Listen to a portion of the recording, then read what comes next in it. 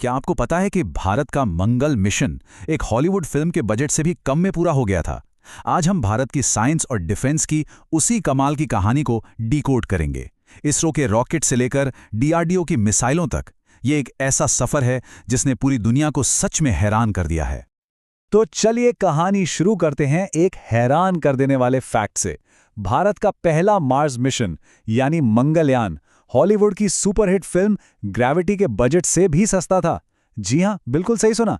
यह दिखाता है कि भारत कैसे कम से कम लागत में बड़े से बड़े इनोवेशन करने में माहिर है। तो सवाल ये उठता है कि आखिर ये हुआ कैसे? भारत ने इतने कम संसाधनों में इतनी बड़ी बड़ी सफलताएं हासिल कैसे की? देखिए, इसका जवाब सिर्फ कड़ी मेहनत नहीं, बल्कि एक बहुत ही स्मार्ट और सोची समझी स्ट्रैटेजी में छुपा है। चलिए इसी को समझते हैं। तो इस सफर में हम क्या-क्या देखने वाले हैं? सबसे पहले हम जानेंगे कि कैसे भारत ने कम बजट में सितारों तक का सफर तय किया।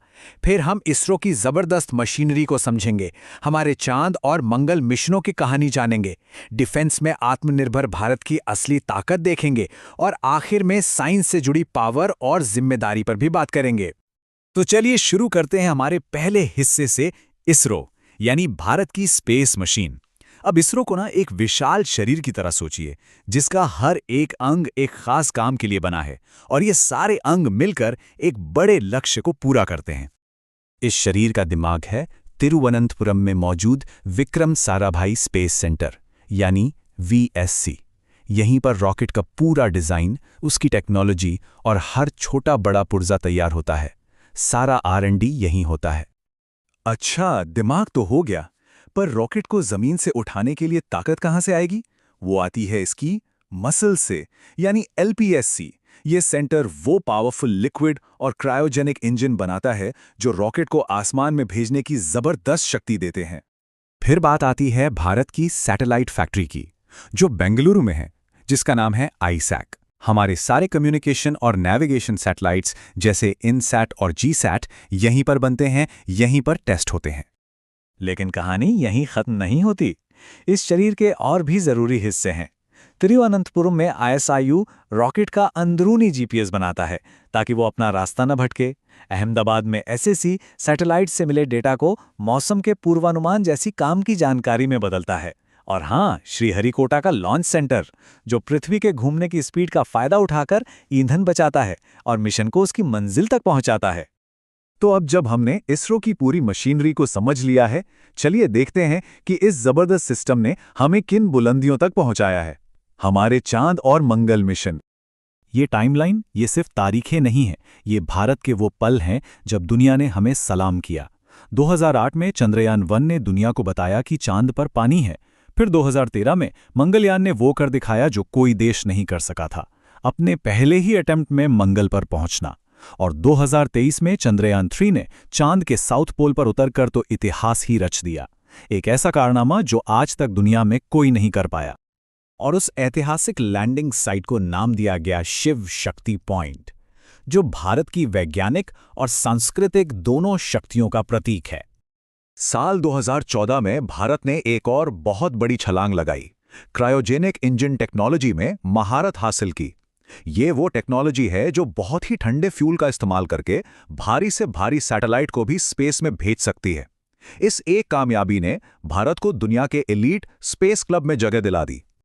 तो चलिए अब अंतरिक्ष से वापस जमीन पर आते हैं और देखते हैं कि कैसे भारत अपनी सुरक्षा के लिए एक मजबूत राष्ट्रीय ढाल बना रहा है।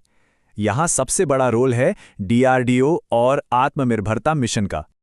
इसकी नींव रखी थी हमारे missile man doctor APJ Abdul Kalam ने अपने IGM-DP प्रोग्राम से। इसे याद रखने का एक बहुत ही मज़ेदार तरीका है PATNA। P से पृथ्वी, A से अग्नि, T से त्रिशूल, N से नाग और A से आकाश। इन 5 मिसाइलों ने भारत के डिफेंस सिस्टम की रीढ़ की हड्डी को मजबूत किया। और आज तो हम IGM-DP से भी कहीं आगे निकल चुके हैं। हमारे पास ब्रह्मोस है, जो आवाज की रफ्तार से लगभग 3 गुना तेजी से उड़कर दुश्मन को तबाह कर देती है। पिनाका लॉन्चर है, जो सिर्फ 44 सेकंड में 12 रॉकेट दागकर पूरे इलाके का नक्शा बदल सकता है।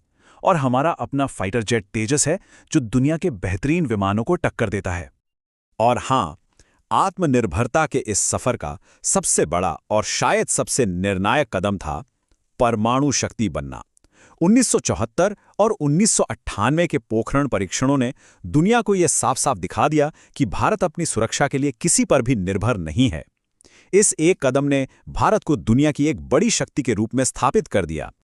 और अब आते हैं हमारे आखिरी और सबसे जरूरी हिस्से पर, विज्ञान, शक्ति और जिम्मेदारी। ये समझना बहुत जरूरी है कि इस जबरदस्त टेक्नोलॉजिकल पावर के साथ कौन सी जिम्मेदारियां भी आती हैं। देखिए, एक बात समझनी बहुत जरूरी है। विज्ञान हमारी मुश्किलें तो हल करता है, लेकिन साथ ही नई चुनौतियां भी पैदा करता है। जैसे सैटेलाइट्स हमें मौसम की जानकारी देते हैं, लेकिन उनका इस्तेमाल जासूसी के लिए भी हो सकता है।